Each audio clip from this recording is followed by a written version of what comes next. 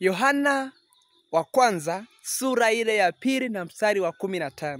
Neno la Mungu linatueleza kwamba msiipende dunia wala mambo yaliyomo katika dunia.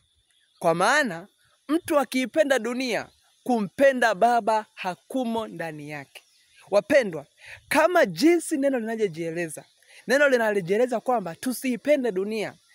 Neno linaposema kwamba tusiipende dunia na mambo yaliyomo ndani yake, anamaanisha ndani ya dunia kuna ulevi, kuna uasherati, kuna ushirikina, kuna matusi, kuna mambo machafu ya kila namna yasiyompendeza Mungu. Mambo yote yale ambayo sio mema mbele za Mungu, ni machukizo mbele za Mungu, ni anasa za dunia, ni mambo yanayotupita. Haitakiwi tuchukuliane pamoja nayo. Maana tukiyajaza hayo katika mioyo yetu, ni hakika ile nafasi ya Mungu mioyoni mwetu itapotea. Ni hakika yale ya ujazayo moyo ambayo yatakuwa ni mema hayatakuwepo tena. Badala yake ataingia mambo mabaya mabaya. Na yakiingia mambo mabaya mabaya, mpendwa, ni hakika hatuwezi kumuona Baba, hatuwezi kuona ufalme wa Mungu. Hivyo inatupasa tubadilike. Tumpende Mungu kwanza kabla ya mambo yote. Kama neno linalosema kwamba mpende Mungu wako kwa akili yako yote, kwa nguvu zako zote na kwa moyo wako wote. Hapo ndipo njia zako zitakapokuwa kamili.